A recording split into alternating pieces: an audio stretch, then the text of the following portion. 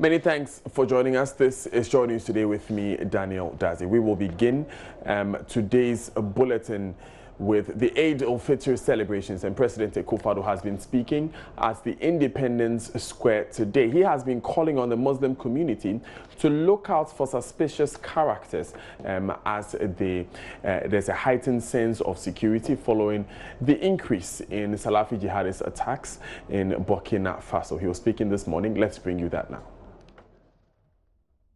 Chief Imam, Zongo Chief, Zulama, I'm happy to announce that the Minister for Finance has signed a commencement warrant for the Ministry of Inner Cities and Zongo Development to begin spending on Zongo communities from the Zongo Development Fund allocation in the 2019 budget.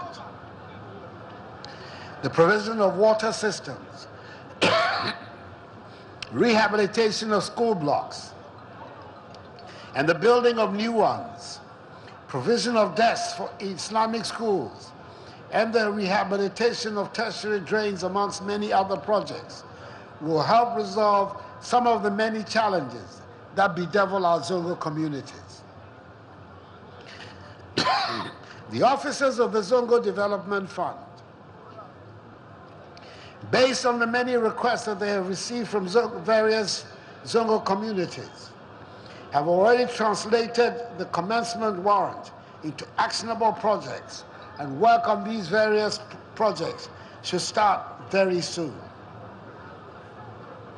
National Chief Imam, Ulama, if these development initiatives will come to fruition, then we must maintain the peace in our country.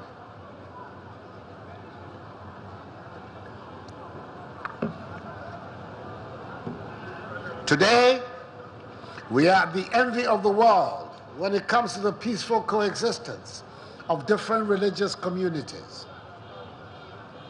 I believe the visit of the National Chief Imam to Christ the King Church to meet with Father Campbell, his parish priest, as a gesture of solidarity should be duly celebrated. The BBC and other international news networks carried this singular act because it rarely happens anywhere else. Recently, during the Vice President's Ramadan tour, I saw pictures of him and the heads of all the major Christian churches in Kukuum in the Ahafu region. These Christian leaders, on hearing that the Vice President was in the central mosque in their town, went to the mosque to be with him and to bond with the Muslim community of Kukuum. Just last Saturday, the Dakuman branch of the Seventh-day Adventist Church dedicated that day as Muslim Relations Day. And all his congregants dressed like Muslims and served fruits later in the day to the mosque closest to their church. These and many more beautiful spectacles that unfold in our country should not be taken for granted. We must continue to work to preserve our culture of religious tolerance. We cannot surrender this beautiful way of life for anything, and certainly not to people who seek to pervert religious beliefs.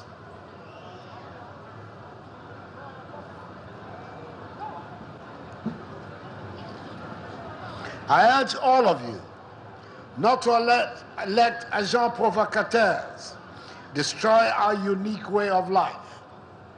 I know you've read of threats and actual attacks by Christian and Muslim miscreants in the West Africa region and other parts of the world.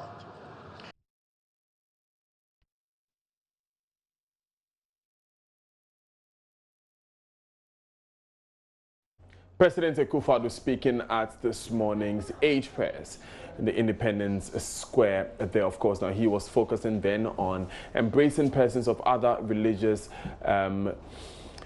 beliefs, and we will be bringing you what he said on the security situation later in the bulletin. However, there has been an emergency curfew in Bali as a gunshot erupted as the Eid prayers between two rival chiefs there. Zion Abdul Rauf, our affiliate radio station in Bali in Kligi FM, has the details. Abdul, what actually happened? Abdul, if you can hear me, what actually happened? Today happens to be the day... Abdul, please raise your voice. We can't hear. Yes, thank you very much, Dazi. Today happens to be Eid for our Muslim Ummah here in Bali. And as the prayer was ongoing, a group of young men came in to disrupt the prayer process, and that led to all that was happening this morning in Bali. Were there any injuries or casualties? There's no injury recorded, but earlier on there was reports of a curfew being imposed on the Bali township, which happens not to be true. You know, Bali has been under curfew for the past 6 months. So every evening around 8 o'clock, there is a fire tender that goes round to blow the siren to indicate to the people that curfew time. So as the prayer got disrupted this afternoon, the tender was going around blowing the alarm to scare the people to move into their various homes. But as I speak to you now, there is no curfew. There's no emergency curfew imposed on Bali. The curfew starts at 8 every evening and then ends at 5 o'clock in the morning. Have there been any arrests? There hasn't been any arrests yet, but there has been a security beef up in the Bali community. Thank you very much, Zain Abdul Rauf, for joining us this morning. Now, Zongo and Inner City Development Minister Dr. Mustafa Abdul Hamid has emphasized government's commitment in transforming the lives of Zongo community dwellers. Speaking to Joy News' Roland Walker during the Eid prayers at the Independence Square this morning, Dr. Hamid said his ministry is on course in fulfilling its mandate. In line with these broad mandate that the president has given us, we've been intervening in the educational infrastructure in Zongo communities, rehabilitating schools, provision of furniture, provision of water, improvement of drainages and alleyways in Zongo communities, and as I said, more importantly, training the human manpower inside the Zongo communities. That's how come, apart from the Zongo Cuisine Promotion Program, we are doing what we call the Zongo Coders Program, you know, where we are training Zongo youth in ICT. You know, people say that Zongo boys are mostly use their knowledge of ICT to do Sakawa, you know, but we are trying to, as it were, redirect those energies and those talents from Sakawa to more productive ventures. So under the Zongo Coders program, we teach them to identify problems inside the Zongo communities and develop software applications that can be used to address these things. So there's quite a lot that we are doing. I mean, it's a difficult call, let me confess that one, because by our count, we have 1,080 Zongo communities. Wow, 1,080. My brother, for the past 1 month, I've been on the road, and I haven't even thought 200 in a whole month of travel. Quite frankly, because there's a Zongo community in every constituency, and in some constituencies there are up to 7 Zongo communities. You know, so quite frankly, the challenge is huge. So it's not as if in 2 years of the establishment of the ministry we are going to be able to transform completely every Zongo community. But as they say, a journey of 1,000 miles begins with a step. Now, the Northern Region Chief Imam of the Shia Muslim sect, Sheikh Abdul Mumin Dalhu, has appealed to Muslims both near and far to never think of attacking anyone in the name of Islam or ethnic lineage. He said, people are of two kinds. They are either your brother in faith or unequal in creation, and there is the need to accept every individual of our society as our own. The Shia Chief Imam said this when he delivered a message to his congregation to observe the Eid al-Fitr prayers at the Alul Bayt Central Mosque in Tamale. And has especially emphasized that the matter of religion relates to the conscience of every individual. Hence, there should be absolutely no force and no compulsion in religion. As mentioned by Allah the Almighty in the Holy Quran, La ikraha fi din. No compulsion, totally no compulsion in religion. In Surah Al-Baqarah, that is chapter 2, verse 256. This is why we believe tolerance is important, because it is an essential aspect of a healthy, livable society. In fact, it is the only way in which Ghana, our dear nation, with respected diversity politically, religiously, and economically, can function and use each and every difference to make its people prosper rather than suffer. It is imperative that people show both cultural and religious tolerance. Where there is a diverse array of people of different religious backgrounds, one must respect the beliefs of another, irrespective of class, color, or creed.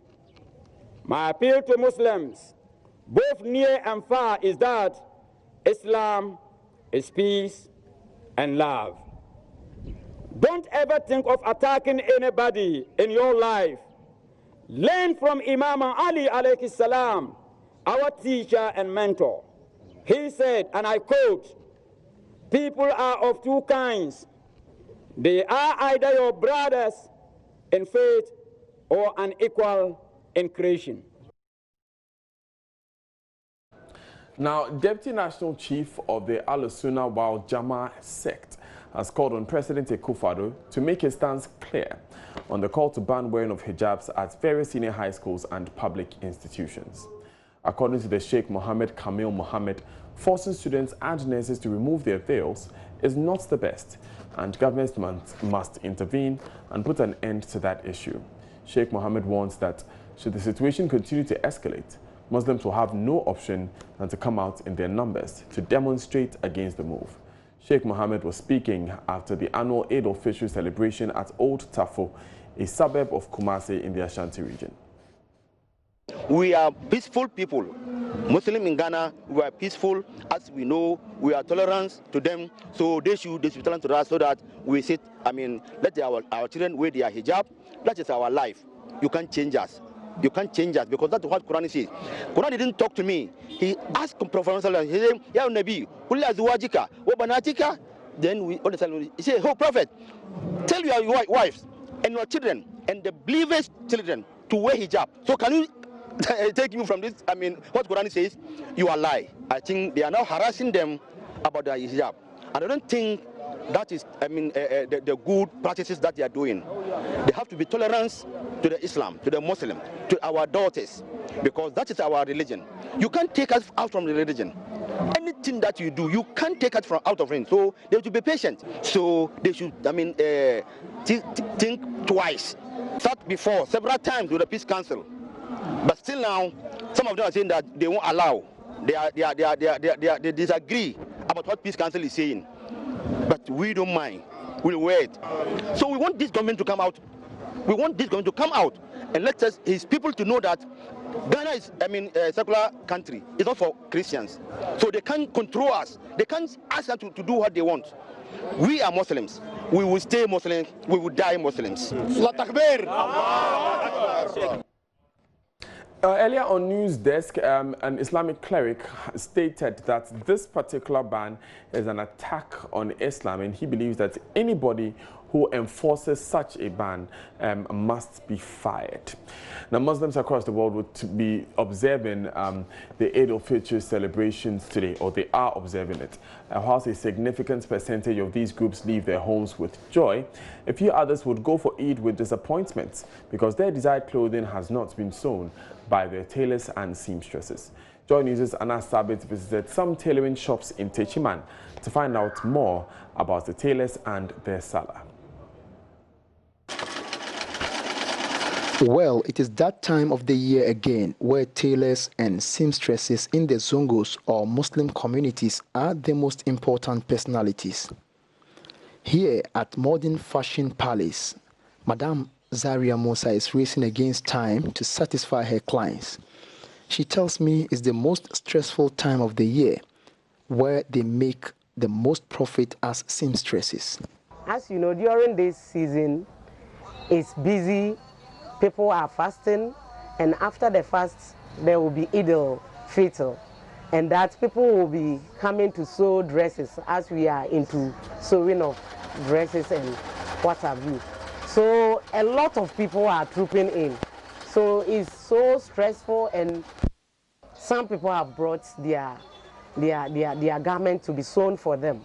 And we are trying all hard, and with the number of apprentices I have here, I have over 20 apprentices. So ours is to delegate or to share duties, division of labor, to share duties to them so that we can finish on time. Could this be the season where Madame Zaria and her colleagues make the most profit? Sure. As you know, as compared to these seasons with other seasons, this is our bumper harvest, as to speak, so to speak. So I think you are right by saying it's our cocoa season. Kulsum Idris, popularly known as Master Na, by her clients, also share with us how they have to spend the final 10 days of Ramadan without proper sleep. Alhamdulillah. They do Ramadan, they are busy. Thank God, we get busy within the final 10 days of Ramadan. We don't get proper sleep because we have to go. She adds that as a Muslim, her faith speaks against one's inability to fulfill promises made to its clients. So what does she do when there's more on the table than she can bite?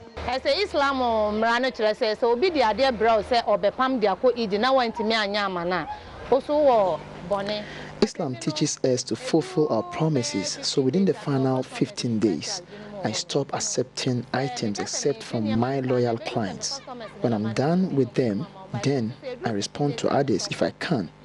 I don't accept items I cannot sew.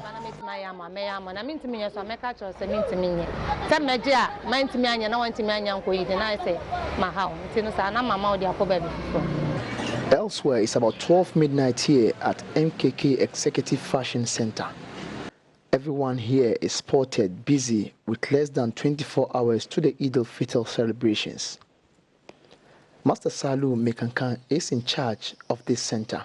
He indicates that at a point they have to stop accepting items from clients in order to avoid disappointing them. When it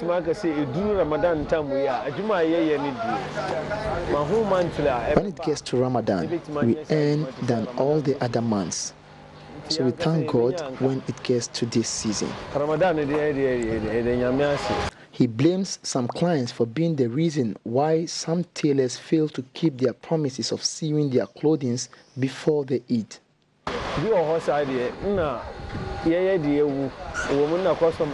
The customers are part of the reason.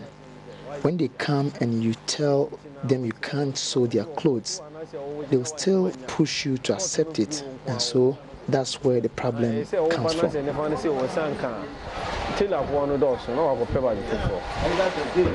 For this man, a look at his face clearly shows that he has been sleepless for some days now.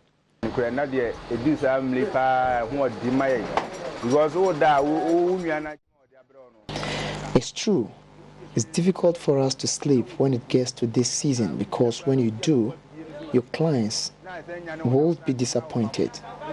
So you will be dozing off whilst on the machine. You'll do this till the next day. He tells me that even though it's stressful, they can't let go of the bounties the season comes with.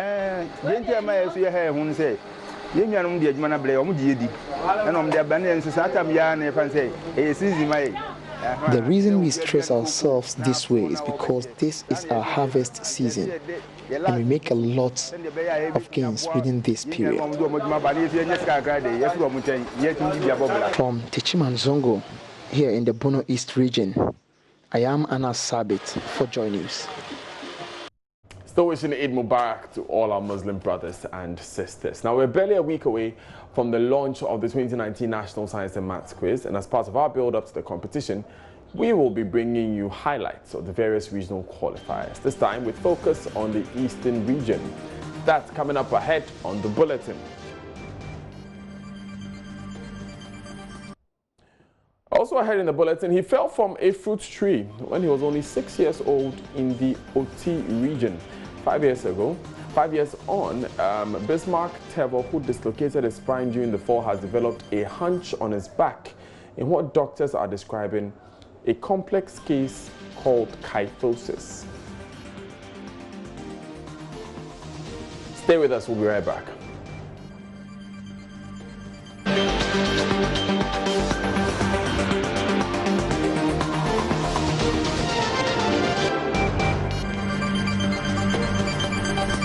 Thanks for staying with us. This is Joy News Today, and we're barely a week away from the launch of the 2019 National Science and Maths Quiz.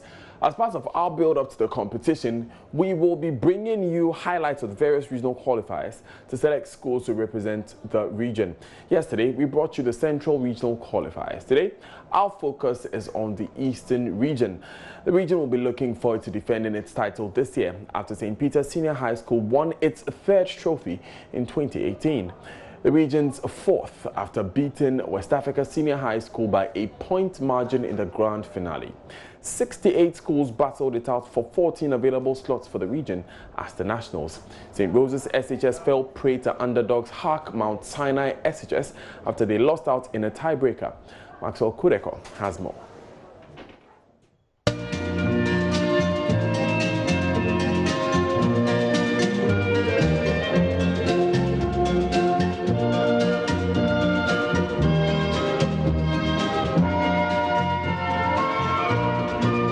It was a big surprise for many watching one of the female model schools in Ghana, St. Rose's Senior High School, defeated by a lesser-known school, Hark Mount Sinai Senior High School, in the National Science and Maths Quiz. It appears the cliché of big schools dominating in intellectual battles is becoming a thing of the past. The contest, which was between St. Rose's SHS, Benkum SHS, H. Mount Sinai SHS, Bergro SHS, and Yellow Krobo SHS, was one of the keenly contested competitions and an interesting one. At the end of the contest, H. Mount Sinai SHS recorded the same points with St. Rose's SHS. There was a tie between the two schools, and H. Mount Sinai defeated St. Rose's in the runoff. Joining the points, A, -2, 5, and B, 6, -9. Yes, St. Rose's? 2, 2. That's incorrect. H. Mount Sinai? 2 minus 2. You are right.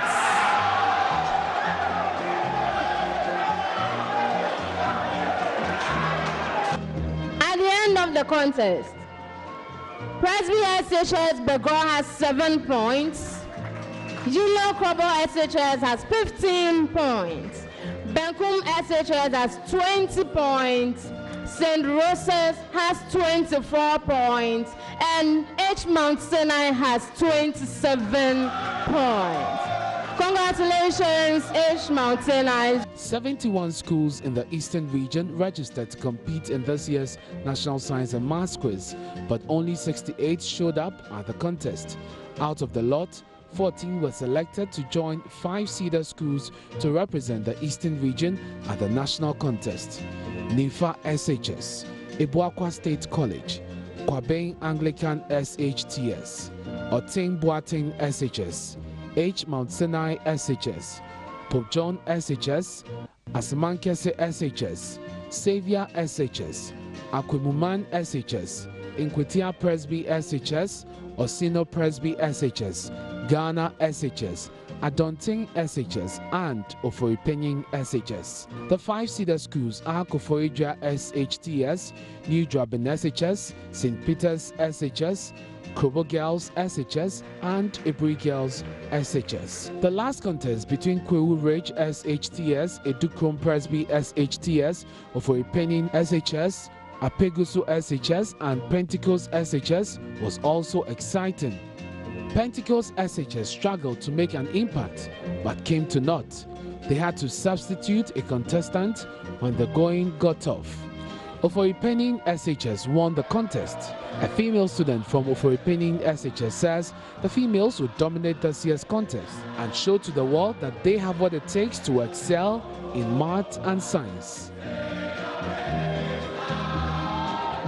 We are ensuring you that at the finals, at least we'll get some girls also contesting, because as he said, it deals with hard work. So when we put it in our mind that the girls, the females especially, who are going to work very hard, we can come for the contest too. Otibuatin Senior High School scored 74 points, emerging as the highest score in the regional contest. Mrs. Rachel Ano is a quiz mistress, and she tells Shaw News some weakness and strength she identified during the contest and advised teachers to work at it. Generally, the students have done well, especially some schools aiming at 70 plus. That was a very brilliant performance. But when you look at the chemistry aspect of the rounds, especially round one, the chemistry balancing of equation, the more concepts, most of the schools were getting it wrong. So I believe their weakness was with chemistry and then a little bit of physics. But I believe when they put in more practices and then more of solving the past questions and stuff, they will do well.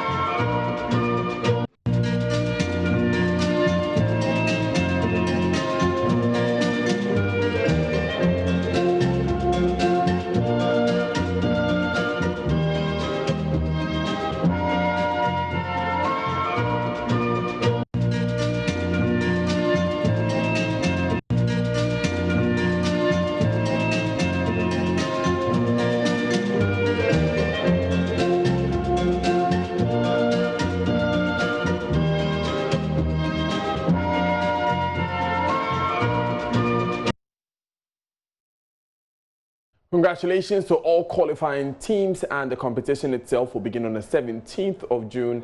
It will be launched on the 11th of June. He fell from a fruit tree when he was only 6 years old in the Oti region village of Akpesokobi. 5 years on, Bismarck Tevo, who dislocated his spine during the fall, has developed a hunch on his back in what doctors are describing a complex case called kyphosis.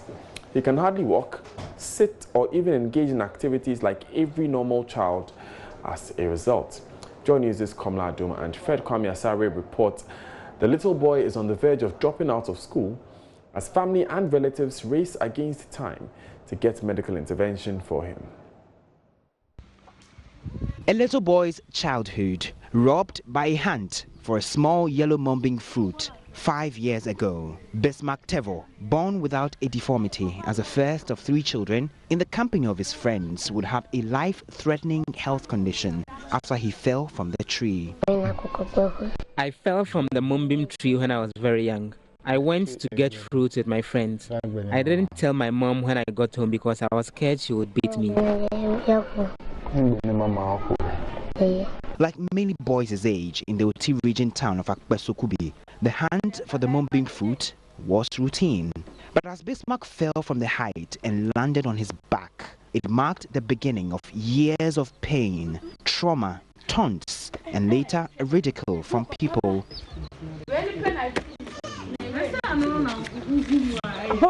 He says he was scared of reporting the incident to his mother, despite the bodily pains. My friend later told my mom about the unfortunate incident. His unemployed mother, Faustina Kpakpo, explains she tried to seek medical help. However, that process was truncated due to unavailability of funds. We visited the hospital again after a year when we realized he started developing a hunch at his back. The doctors advised we send him to a bigger facility, but we couldn't go because we didn't have money. 6 years on, Bismarck's condition has been fast deteriorating. The hunch that began developing at his back has now grown bigger and his condition more complicated. He's unable to play with his peers, stand and sit upright for long in the classroom, as every body movement comes with excruciating pain. His education is being threatened. I feel pains at night, and I can't sit and write in school. I have to stand whilst writing. This disrupts my concentration in the classroom. I am unable to walk for long. His class teacher, a teacher trainee himself, Hayford Ampedu, speaks about Bismarck's condition and how it affects his education. He can't sit in class. He can't walk far. He can't play for long. Anytime he sits, he does not feel comfortable. He stands before writing. I keep asking him, what's wrong? He keeps telling me, he's okay, but I can see he's not okay. So always that's how his condition is. Little Bismarck and his family have lost hope. Each passing day means the condition of Bismarck is worsening. Nonetheless, his teacher, Hayford Ampedu, with support from Sylvester Agbado, is reinitiating a bid to seek medical attention for Bismarck. Through some contributions from individuals and friends on social media, Bismarck underwent some x-rays and scans at Focus Orthopedic Hospital to properly diagnose his condition. President and founder of Focus Orthopedic Hospital, Professor Ohineba Boacheje, says Bismarck's condition is a complex problem which demands urgent medical attention. The most common cause of this type of, we call this kyphosis, which is a bent back, a round back. The most common type of patients developing this type of a bent in their back is from infection. Tuberculosis is the #1 culprit. And so we don't know whether that's what he had, but it's possible. Okay. Well, regardless of the cause, he needs surgical treatment because he just continues to bend and bend, and at some point he may stop walking. So he needs surgery to straighten him up and correct this problem. But before we do that, we'll have to put him into a traction and a halo, put a ring on his head and slowly pull him up. Then he needs to gain some weight. He's very small, and then the surgery can be done. It's very complicated, very risky. He says the 11-year-old requires a medical procedure which will culminate in a spine surgery to correct the anomaly. So we don't wait till 3 months, get the funds, and then bring him in. Then it's 6 months. He's young, and every month counts. So I think we'll set him up for the MRI scan, CT scan, get the test, the echo and everything. That we can handle. Okay. Hospital authorities say the complex medical procedure will cost approximately 97,000 cedis. But family of a little boy says they are helpless. They want their son to live, but that is dependent on 97,000 cedis. His mother makes an appeal. I'm pleading with the general public to support me raise money for my son's surgery.